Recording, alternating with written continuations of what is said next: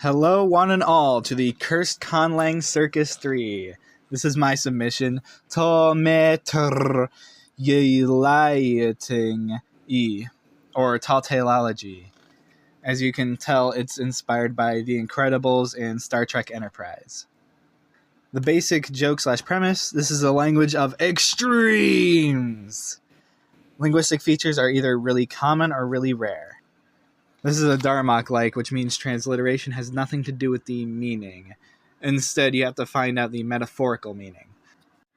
Like how in the Star Trek The Next Generation episode Darmok, the phrase Darmok and Jalad at Tanagra roughly translates to let's be friends or let's be allies.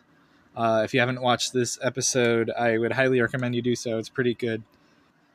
Most of the stories and vocabulary in this language are highly exaggerated. Like how in Mater's Tall Tales, his stories would always end up wacky and outlandish by the end. For example, instead of house, you would say fortress. More on this later. Our phonology is pretty standard, has some pretty common phonemes like p, t, d, and also has a couple of rare ones like the bilabial trill and some labiolinguals. Oh, also there's a voiceless tonal fricative. Anyway, voiceless stops and fricatives become ejective before a high or falling tone, as you'll see in a moment. The vowels in this language are the most common ones as far as I could find. E, E, A, O, U. And E is allophonic with ye in the middle of a word, same with oo and woo.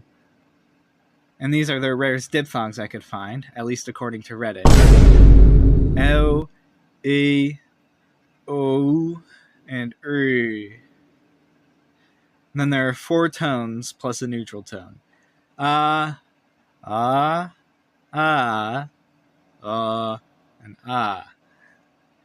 Tone also corresponds to volume in this language. Again, this is a language of extreme volume, so this would be very loud or very quiet. This is why the consonants become ejectives.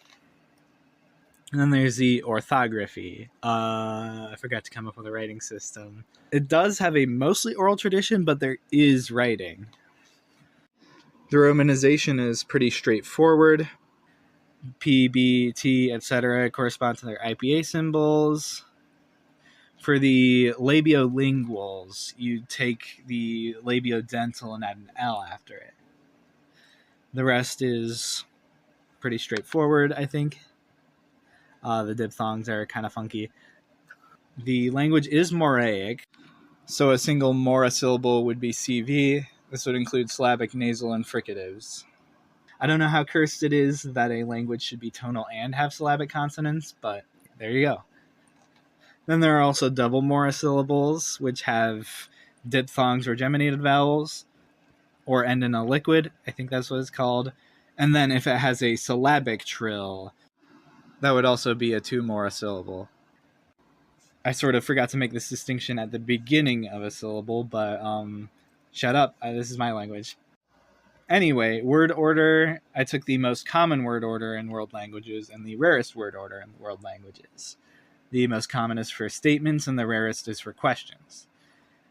Except that this verb is actually a preposition because Talltaleology has few verbs.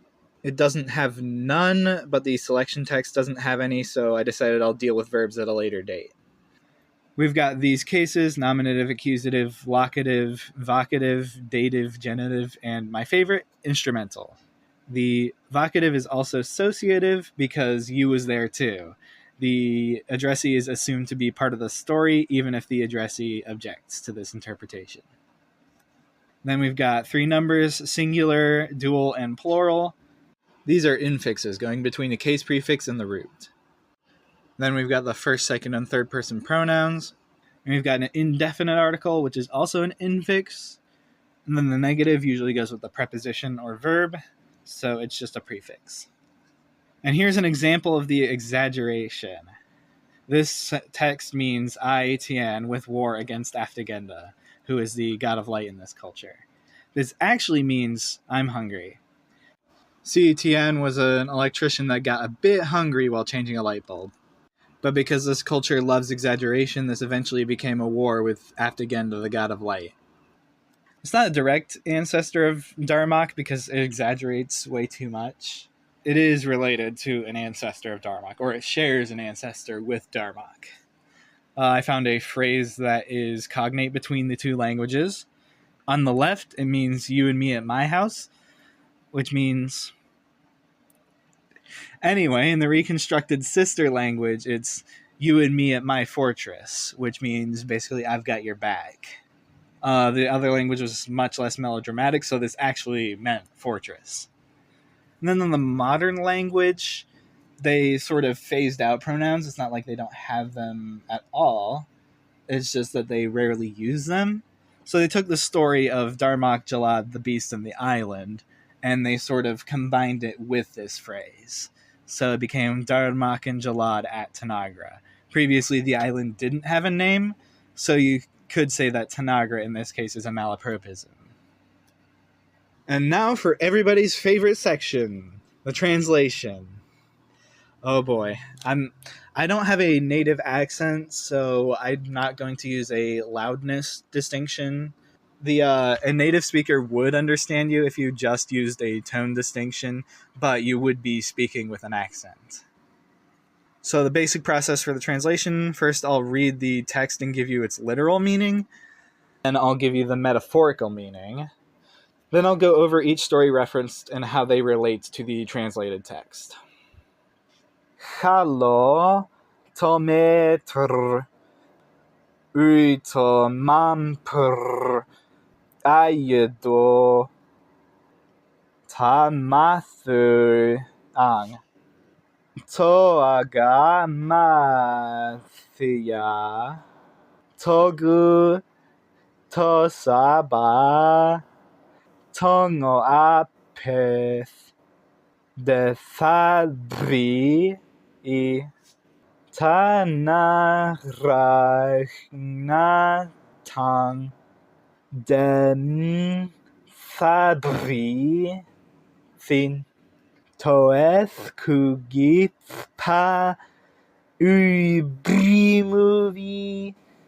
De Naiva, Dagun, Eltha, After. Tatian, Gingo Fatu, Badi, Fin, Uaftegenda, Con, Tigu, Tithaba, Lav, Tongu, Tongo U, Dewu Liao, Uibrimu, Defadri, Tari, Tameri, Yang. I almost certainly did not pronounce that correctly. Anyway, here's the translation text. About 3 things I was absolutely positive. First, Edward was a vampire. Second, there was a part of him, and I didn't know how potent that part might be, that thirsted for my blood. And third, I was unconditionally and irrevocably in love with him. The parts in brackets aren't directly evident from the sample text, but they can be inferred from context. There is no part of the text that specifically corresponds to my, but it can be inferred. And Edward is referenced in a previous portion of the text this is a sample from. As is the nature of Darmok likes, this isn't a direct translation. Again, the direct translation doesn't have anything to do with this. Hark! This is a common way to start, or in this case, continue a story in this culture. In the ground doesn't refer to a story per se, but when a storyteller in the culture writes something on the ground, they're absolutely certain about it. Agamashuya was a great warrior king, in reality just an average dude, whose son always wanted his approval. One day the son went off to war, an actual war this time, and died. Soon after, Agamashuya found out. This doesn't represent anything directly in this part of the text, but it represents a realization. Bella is realizing this fact versus having known it through the whole book. We can also infer from context prior to this selection that the kingdom/son refers to Edward.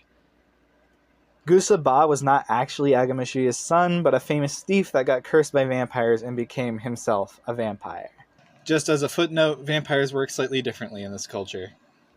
As a literary technique, Gusa Ba is represented as Agamashuya's son in order to indicate that Edward is the one that is a vampire. Naiva Gun was never actually censor. Again, this is an exaggeration. He was just the president of his local homeowners association. However, after the election, some of his onboarding paperwork got lost, and he had to wait an uncertain amount of time before he could actually be HOA president. This is used to represent an uncertainty about a quantity or a time. Tian and the god of light, I already went over this, but in case you skipped ahead, Aftagenda is the god of light in this culture, but this is an exaggeration of Tian, who was an electrician, getting hungry while replacing a light bulb. It's used to represent getting hungry, and in this case, because of the reference to Gusa Ba, hunger for blood. Ngu and creativity. Ngu was never actually a slave to the goddess of creativity, but he did fall in love with somebody who was named after her. This refers to, of course, somebody falling in love, in this case, Bella. This culture, if you couldn't tell, takes censuses very seriously. Silent census is one that doesn't discriminate between different classes, sexes, etc. In other words, one that's unconditional. And then a restrained census is the one that cannot be changed after it's submitted. In other words, it's irrevocable. So yeah, that's the sample from Twilight translated into Talltaleology. The next steps for this language, first, is to figure out what to do with verbs. I never encountered any verbs while working on the sample text, so I didn't end up figuring out how to conjugate them. Assuming they have conjugations, this language is somewhat analytic, and it seems like Darmok is as well, though that's a bit of an assumption. We never actually get to hear this language in its native form. Another step to do if I continue forward with this language is to build more vocabulary/stories. And I would also want to make a writing system. I think that could be interesting. I have made writing systems for my shitpost Conlangs before. It's pretty fun. One possible avenue for this would be to make it an extreme writing system. I'm not sure exactly what that would mean, but I could figure that out. Then I would also want to do some lore building. Aside from the lore of the culture, I would also want to figure out why did this language go extinct, but not the one from Darmok? Why did that one ultimately become the lingua franca? I can give you at least one reason, and that's because the language in Darmok is much less extreme and is more usable in day-to-day conversation. Is Darmok tonal? Again, we don't really hear a native speaker speak Darmok, so we don't know. But if it isn't, why is Talltaleology? And I'd have to figure that out. Another potential future project, I don't know enough about agglutinative languages to be able to tell you if you could make a Darmok-like out of them. I would assume so. Again, most of what I know about Darmok, it seems to be analytic, and this one is a little more on the synthetic side. But maybe it'd be an excuse to learn more about agglutinative languages. Alright, thank you for watching. Remember to like and subscribe, and happy conlanging!